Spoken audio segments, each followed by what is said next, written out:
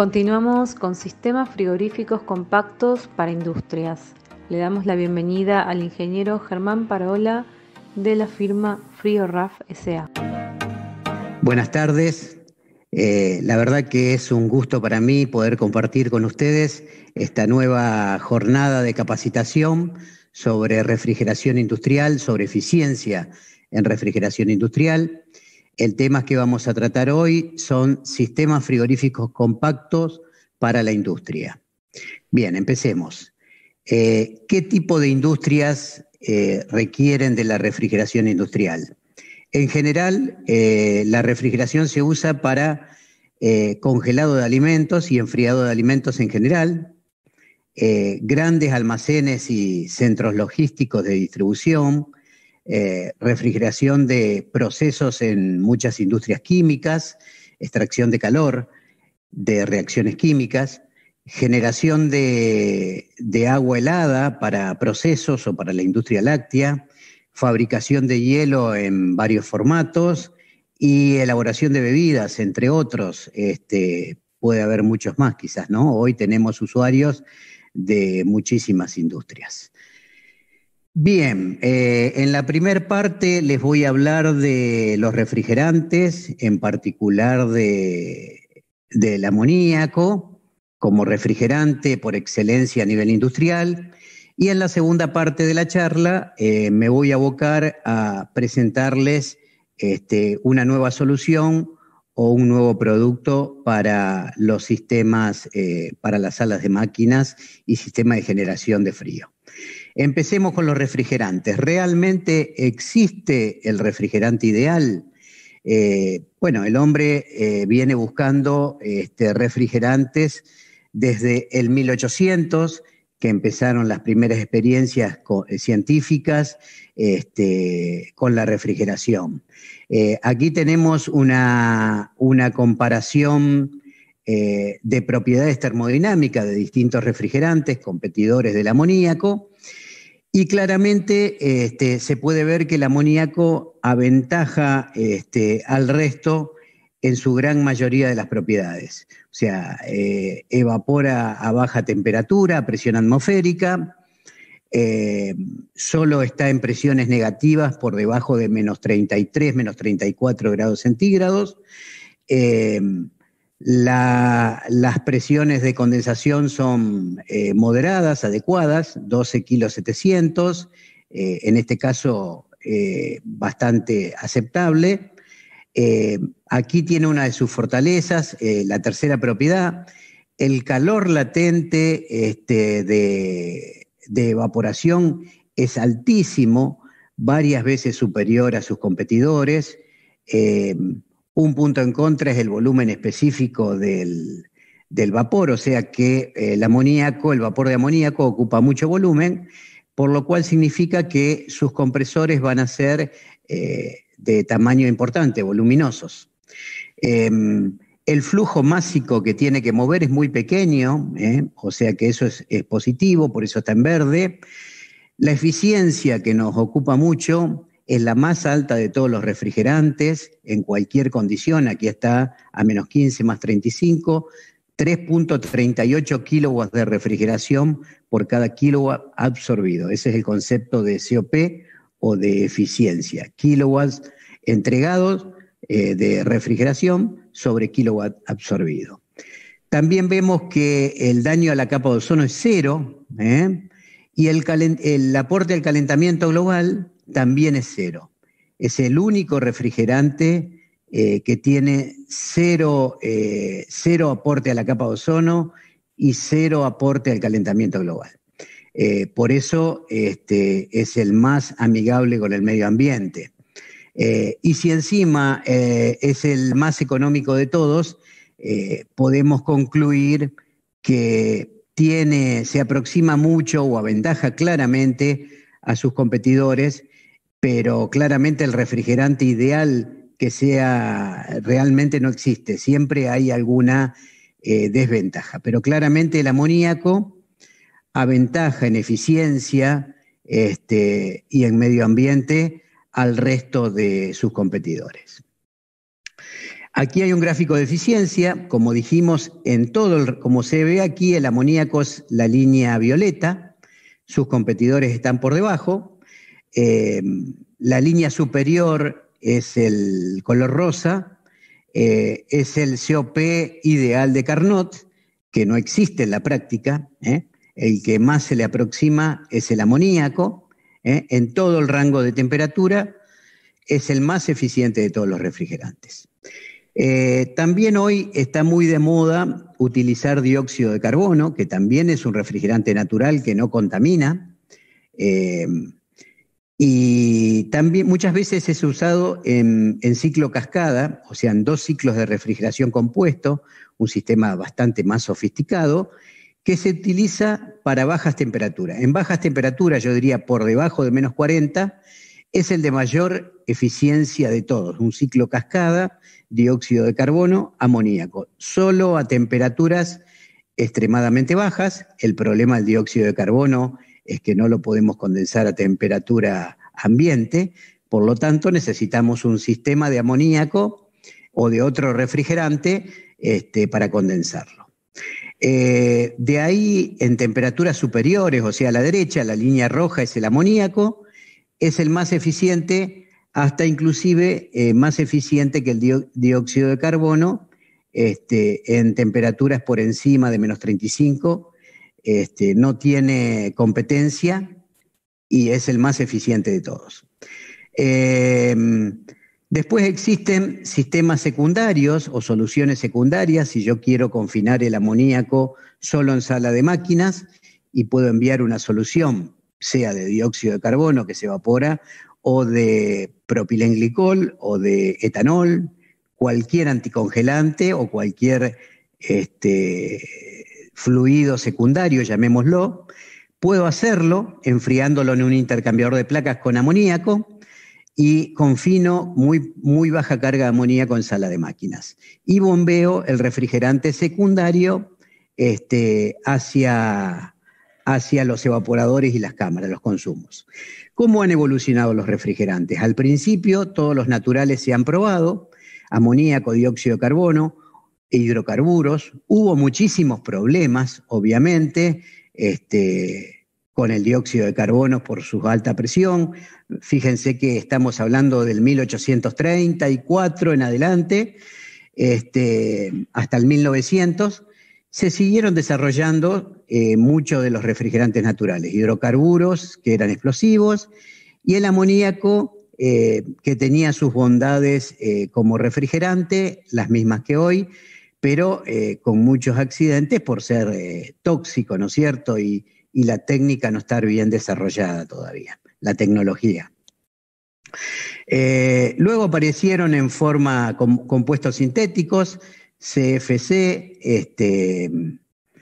digamos, fueron un gran negocio para la industria, con mucho éxito en aquel momento, hasta que en el protocolo de Montreal, allá por los años 80, cuando se descubre que estos refrigerantes eran responsables del agujero en la capa de ozono, en el protocolo de Montreal se han reunido muchos países para tratar de limitarlos. Entonces han aparecido nuevas sustancias que ya no destruían la capa de ozono, pero sí aportaban dióxido de carbono al calentamiento global, que es un grave problema que tenemos hoy. Por eso los refrigerantes sintéticos han evolucionado, y han disminuido el aporte en los últimos años. Hay una cuarta generación de refrigerantes sintéticos que aparecieron allá por el 2010, que ya tienen menor aporte al calentamiento global, pero todavía es importante este aporte y ninguno puede igualar ni en eficiencia ni en ser amigable con el medio ambiente como lo es el amoníaco. Es por eso que por estos años los países más desarrollados han vuelto a reinventar el amoníaco, a hacer una reingeniería para usarlo en forma más segura, usar equipos de menor carga donde preponderan equipos fundamentalmente de amoníaco, dióxido de carbono o combinados entre ellos, o hidrocarburos. La industria en su gran mayoría sigue siendo amoníaco. Digamos, hoy es el refrigerante más eficiente, ecológico y que más usa la industria. Bien, como les decía, a los refrigerantes sintéticos tienen muchísimas prohibiciones, depende de qué generación sean, muchos impuestos, los costos son crecientes a todos los refrigerantes sintéticos, por eso el pulgar para abajo. Pulgar para arriba para todos los refrigerantes naturales que tienen una nueva oportunidad. Hay una nueva oportunidad y más vigente que nunca está el amoníaco. Bueno, yo muchas veces pregunto, cuando esto lo hacemos o lo hacíamos interactivo en un auditorio, ¿cómo lo ven al amoníaco? Ahora pueden interactuar por el chat, por ejemplo, pero y después voy a responder todas las preguntas que surjan. ¿Cómo lo ven al amoníaco? ¿Cómo se lo imaginan? A ver, aunque no conozcan nada. Gente que no lo conocía, decir, bueno, yo escuché que tiene un olor muy fuerte, una vez olfateé amoníaco y no podía aguantar, entonces es un monstruo. Para muchos realmente el amoníaco es un monstruo. Es verdad, el amoníaco tiene un fuerte olor, lo cual es una ventaja, ¿no? Porque una pequeña fuga, 3 partes por millón, ya tenemos la alarma natural que es nuestro olfato. Otro me dijo, yo lo veo como un caballero porque cuando se escapa de las instalaciones avisa, y es verdad, nuestro olfato nos avisa enseguida nuestro olfato, entonces le doy la derecha a quien dijo también que es un caballero.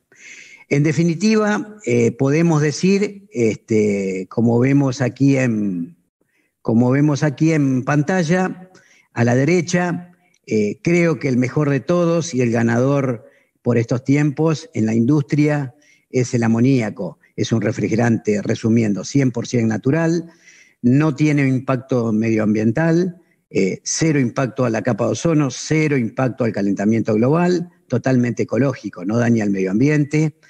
Es el de mayor eficiencia, o sea, menor consumo de energía. Sus fugas son fácilmente detectables por el olfato. El vapor es menos denso que el aire, entonces muchas veces se ventean las válvulas de seguridad o se hacen los venteos de vapores a temperaturas, a alturas por encima del nivel de las casas, porque tiende a levantarse porque es más liviano que el aire. Y encima es mucho más económico que los refrigerantes sintéticos, decenas de veces más económico. 1 kilo de amoníaco debe estar $1.50. No estoy comprando amoníaco últimamente, pero nosotros no compramos amoníaco, sino los usuarios, pero supónganse que está menos de $2 y dependiendo los refrigerantes de última generación deben estar $20 arriba del kilo. Entonces, además de todas las bondades, es el más económico de todos, es el que menos energía nos va a hacer consumir en nuestro sistema, pero, atención, es tóxico, no es fácil de que inflame, pero en ciertas condiciones puede causar ignición o una deflagración.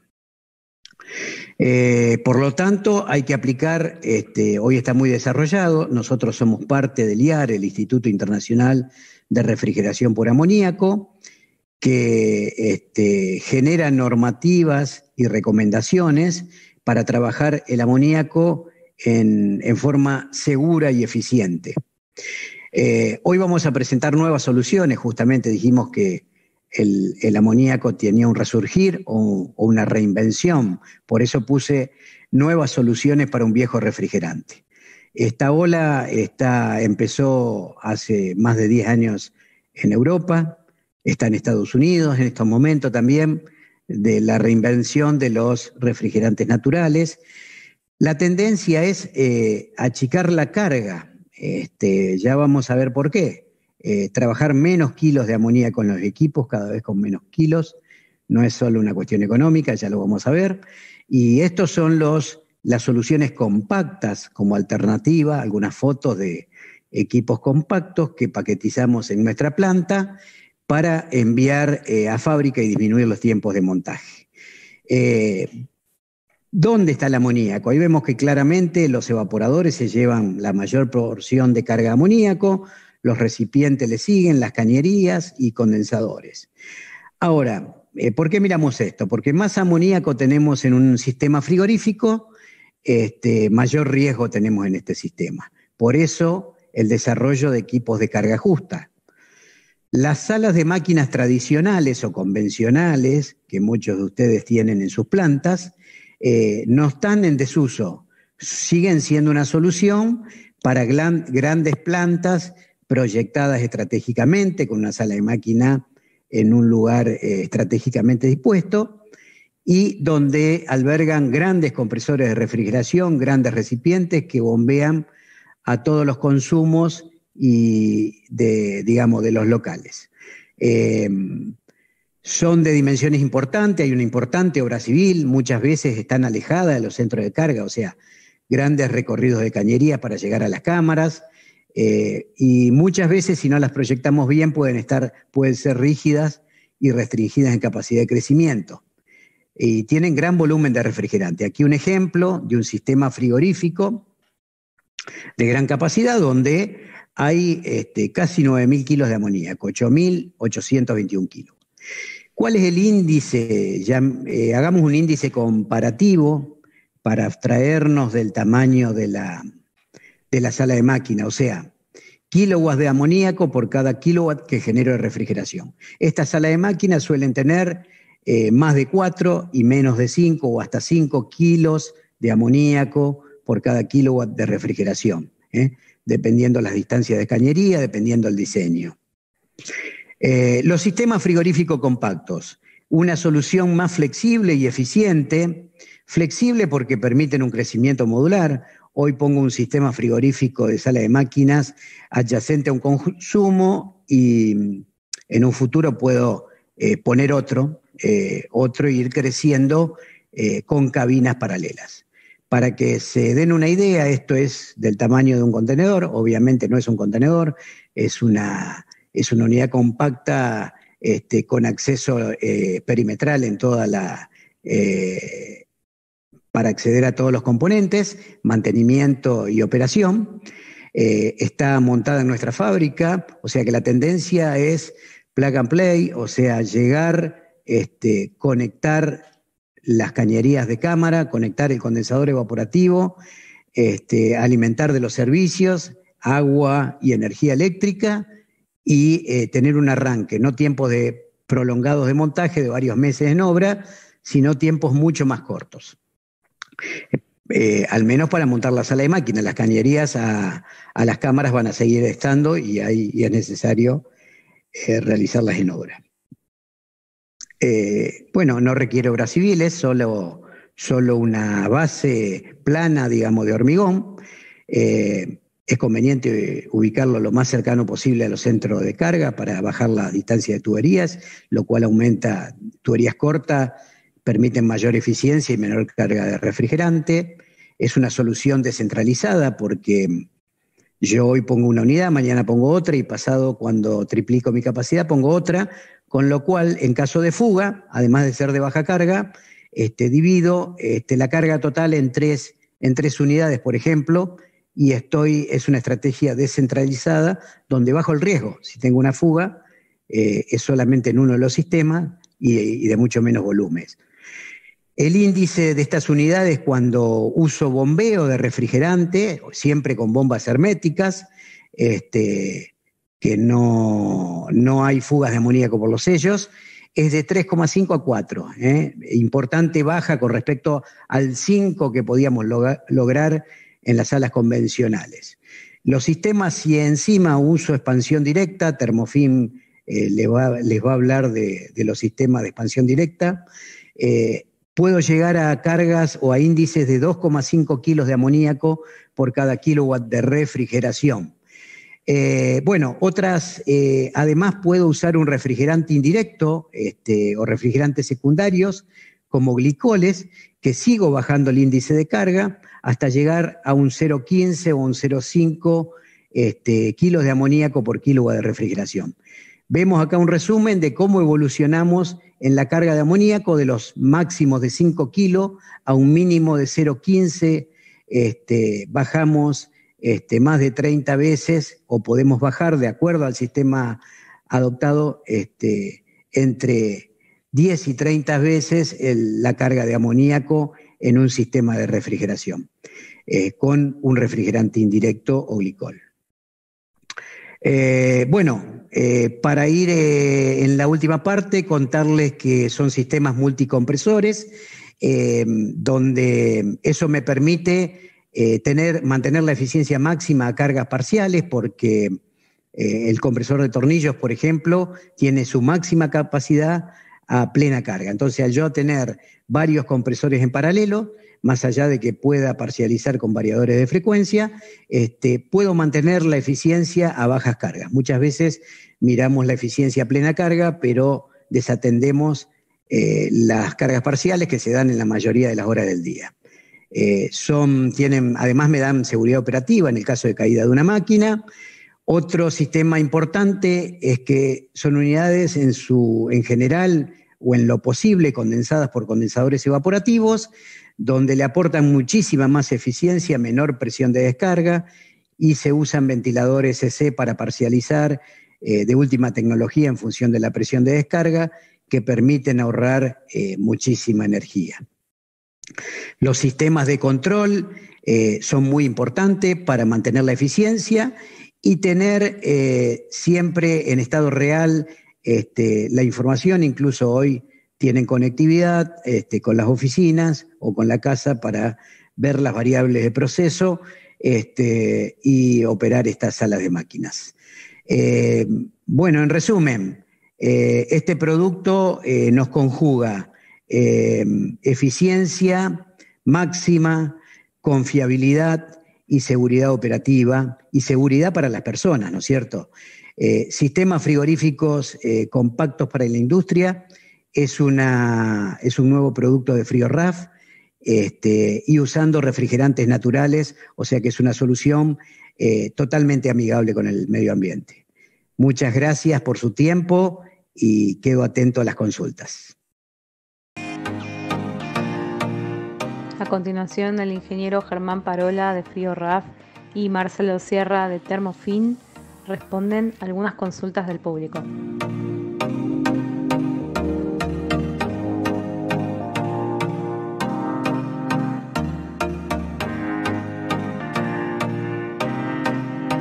Bueno, buenas tardes.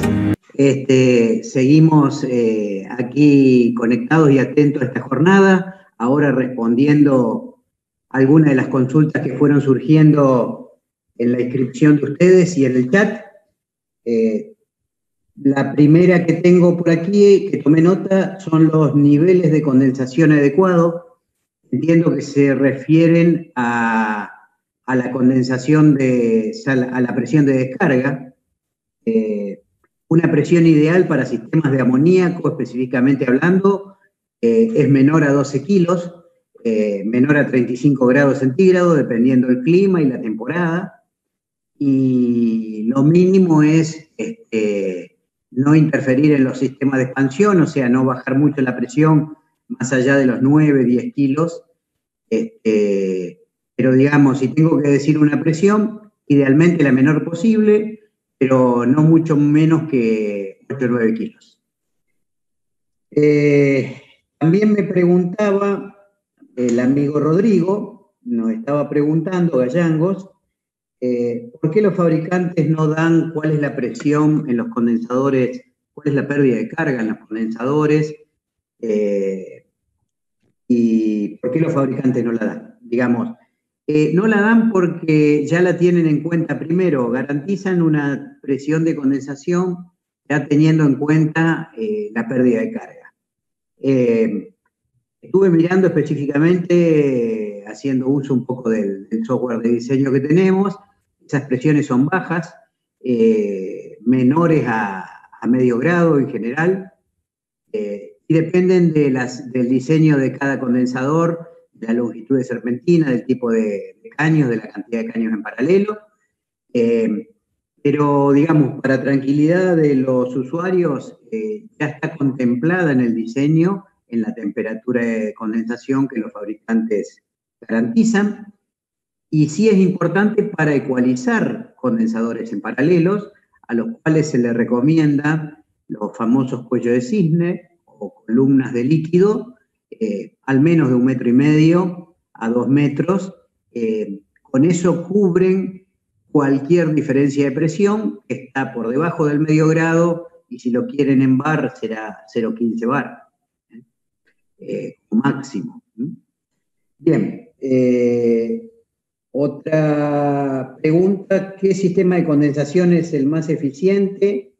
Si el evaporativo o el de placa. Yo no tuve buenas experiencias con placa, por incrustaciones. Las temperaturas de carga son altas de los compresores, favorable para la incrustación. Desincrustar una placa o abrirla es complicada, o hay que hacer un proceso químico, lo cual no siempre es exitoso y eficiente. Entonces, y además las energías de bombeo son altas. La placa es muy compacta, extremadamente compacta, pero más eficiente es un condensador evaporativo si no hay restricciones de consumo de agua. De todas maneras, la placa está asociada a una torre y también consume agua. Así que recomiendo condensadores evaporativos, que son los que bajan más la presión.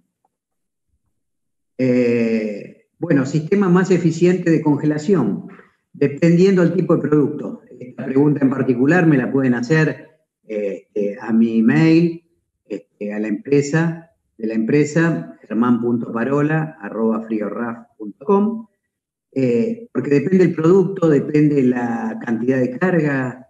A veces puede ser un túnel continuo o un túnel estático.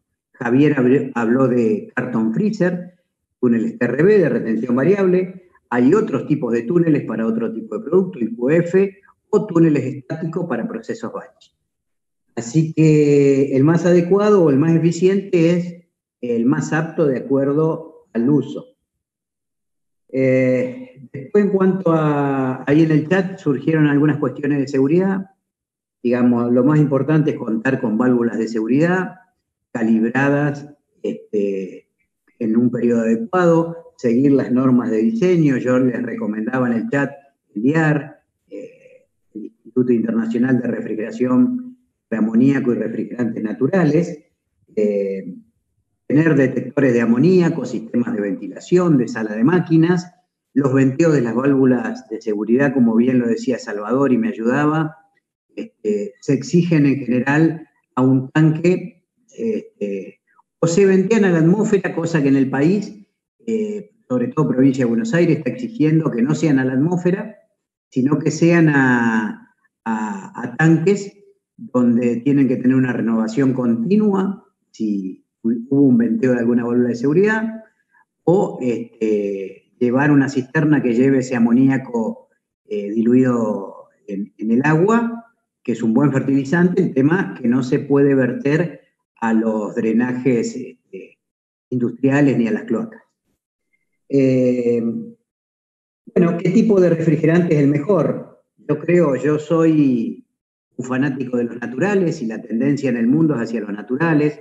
Por ahí refrigerantes como los sintéticos, los freones, a mi entender, hoy están ampliamente superados en eficiencia, y con la nueva reingeniería de seguridad están muy superados por los naturales. Así que yo creo que el mundo hacia ahí va. Marcelo, ¿tenés alguna? Así es. A ver, a través de las inscripciones de la web llegaron distintas preguntas.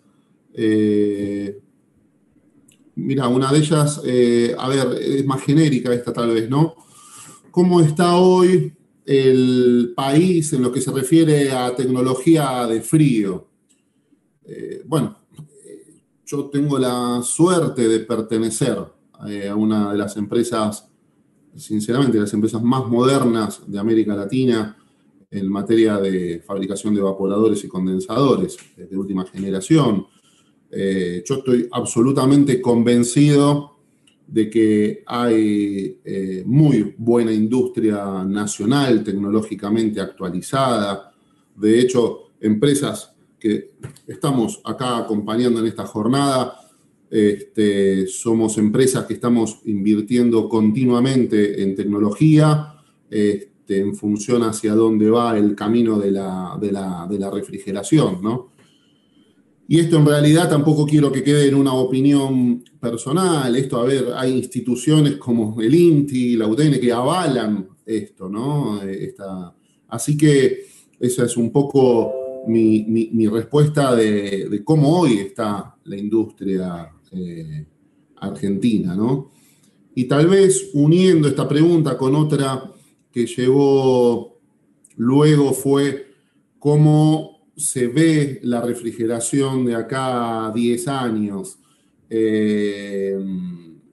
Básicamente, esto apunta, la industria va hacia los refrigerantes naturales, como lo venimos diciendo, como lo venís diciendo también vos, Germán. Amoníaco y CO2 es el camino hacia donde está yendo la refrigeración industrial. Tenemos siempre que tener este compromiso de pensar, a ver, soluciones que sean, tenemos que ser sustentables, usar las energías renovables, ¿no es cierto? Pero fundamentalmente digo de todo es esto, es el uso de los refrigerantes naturales. Cada vez es más. Está esto que se habló, lo mencionabas vos también, esto de la reingeniería a veces de los sistemas. Así que con respecto a eso creo que queda respondida ahí un poco la pregunta que nos hacían. Otra de las preguntas que surgió es cómo evitar bloqueo en evaporadores más allá de sellar las puertas. A ver, fundamentalmente es controlando humedad relativa. Esto inclusive se habló en jornadas previas, se profundizó el tema, ¿no? Tal vez podemos, la persona que hizo esta pregunta, con mucho gusto, dejo mi correo, es marcelo.sierra@termofin.de y podré ampliarla, ¿no? Para no irme tanto de tema. Pero se habló, básicamente es controlar la humedad relativa en los ambientes, y generalmente cómo controlar esto con deshumectadores. En definitiva estoy hablando de un evaporador donde vamos a tener una serpentina de frío y de calor.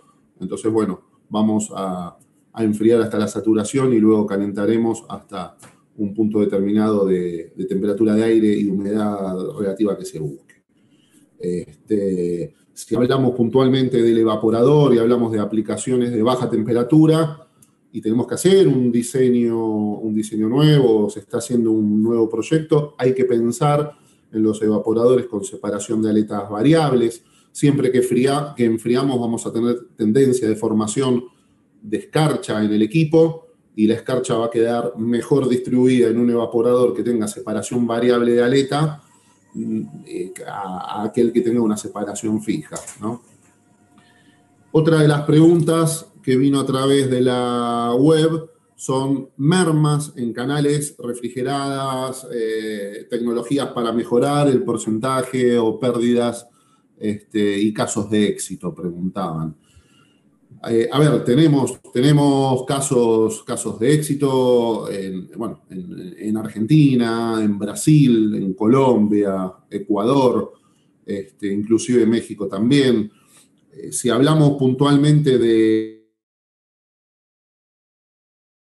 en este caso, canales de cerdos, tenemos algunos casos donde los clientes nos han gentilmente proporcionado la información y nos han indicado que están en el orden del 1.3, 1.5% de merma, están apuntando a 1.2 y a menos también.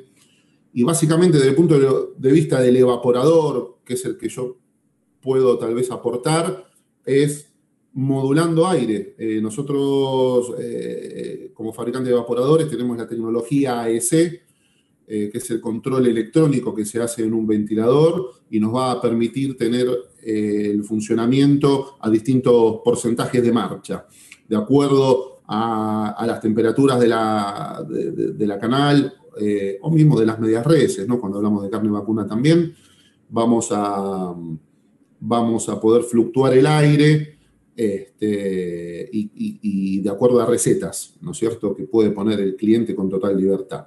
Entonces, de esa forma logramos porcentajes realmente bajos de merma y básicamente es modulando aire. También hay un sistema que es modulando temperatura de evaporación, en definitiva es una conjunción. Ahí, Germán, no sé si podés aportar algo vos, Germán. Quería ayudar porque tenemos también nosotros ustedes como fabricantes de evaporadores, y hemos usado evaporadores de ustedes en casos de éxito, en sistemas inteligentes de control de merma, basándonos en sus evaporadores ampliamente dimensionados, como vos lo decís, con ventiladores electrónicos, para lograr una alta velocidad de enfriamiento, sensando temperaturas de aire y del canal, inicialmente una alta velocidad, alto caudal, alta rapidez en el enfriamiento, para luego ir modulando incluso con la presión de succión a pleno al principio, máximo delta T, luego ir bajando el delta T. Cuando hablo delta T hablo de diferencia de temperatura entre el refrigerante y el ambiente, vamos controlando y sensando de forma permanente la temperatura de evaporación, con válvulas modulantes, válvulas electrónicas, para bajar la temperatura de evaporación y bajar la condensación, la merma de producto.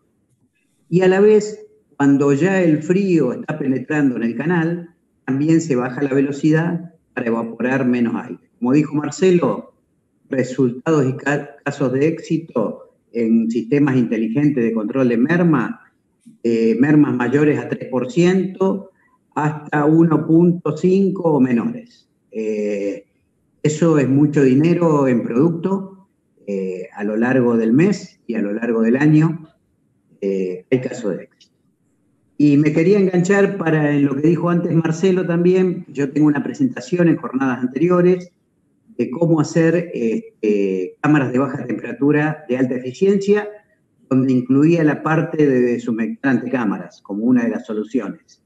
En Red Alimentaria seguramente están colgadas las jornadas anteriores como videos de YouTube, y hay una de cámaras, eficiencia en cámaras de baja temperatura, no recuerdo el título, donde yo hablaba de la deshumectación de antecámara. Bueno, eso como para apoyar lo que vos bien dijiste, Marcelo. Ok.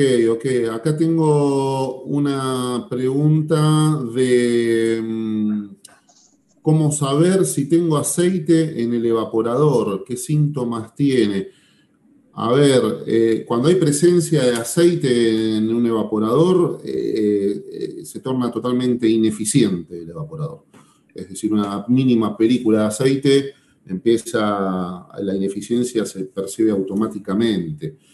Desde el punto de vista de la práctica, no sé también, Germán, si sugerís algo. Lo que sí yo puedo terminar de decir de lo que es el punto de vista del evaporador. Sabemos que en expansión directa el amoníaco hay arrastre de aceite, y eso tenemos que controlarlo. Por eso yo hacía hincapié en los diseños de los colectores, como son. Tenemos que asegurarnos, sacarlo, y obviamente que al compresor vaya realmente llegue gas caliente, ¿no? El aceite se deposita más en los tanques, se podría depositar en los evaporadores, dependiendo del sistema de alimentación de los evaporadores. Es poco probable en los evaporadores recirculados porque se barre, en la misma velocidad la barre. Es más probable en los separadores inundados, donde la velocidad de circulación es baja, y también puede ser probable en los de expansión directa. Como dijo Marcelo, purgar. ¿Y cuál es el síntoma? No hay transferencia. Uno ve la parte de abajo del evaporador, que no está congelada, porque hay presencia de aceite. Como el evaporador está cubierto hasta un determinado nivel, con aceite que no lo puede liberar. Nada más que eso. Una última pregunta acá, Salvador Castellano. Salvador, gracias por acompañarnos, un gusto. Acá dice Marcelo, en el caso de usar una válvula de expansión termostática en evaporador DX, ¿cómo afecta esto a la eficiencia en la operación del evaporador? A ver, Salvador, si interpreto bien la pregunta, primero, las válvulas, estamos hablando de ser válvulas termostáticas y electrónicas, eso sin duda. Hay dos formas de censar, o puede ser mediante la temperatura del gas caliente, o también hay otras tecnologías donde miden título. Acá, esto asumo que tu pregunta está apuntando a aquellas que censan o miden temperatura, y en este caso el gas caliente. A ver, la forma de lograr un equilibrio o un equilibrado evaporador de expansión directa es tener claro, si hablamos, por ejemplo, para baja temperatura, congelado estoy hablando, ¿no? Es saber o estar seguros de que haya un economizador en la instalación y saber si este líquido va a venir subenfriado o no. Y sabemos que cuando el líquido, si hay un subenfriamiento, nos corremos en el punto de la curva y eso beneficia al comportamiento del evaporador y bueno, de ahí sale un diseño. Entonces, a la hora de diseñar, y de vuelta lo contesto desde fabricante de equipos, tenemos que tener claro si va a haber un subenfriamiento y de cuánto, y por supuesto el sobrecalentamiento, que en definitiva ese sobrecalentamiento es el que me va a mí a determinar la operación básicamente de la válvula de expansión. No sé si queda respondida o si habrás apuntado, Salvador, esa pregunta. Germán, si vos creés conveniente aportar algo. Yo diría que nos extendamos por ahí en el chat, que lo expresen. Nos estamos superponiendo con los tiempos de otras charlas. Tenemos una oportunidad al final para no demorar a nadie. Y pongan en el chat si quedaron dudas. Podemos seguir extendiéndonos hablando de este tema. Yo creo que tiene mucho que ver en el sobrecalentamiento, influye en los delta T, en los cruces de temperatura. A veces hay que evaporar unos graditos menos para expansión directa. Pero bueno, lo seguimos charlando a disposición los dos, vos y yo en privado o en el Perfecto. chat final. Nos tomamos demasiado tiempo, tenemos que seguir con las presentaciones. Perfecto, seguimos en la mesa redonda del final. Vale, gracias.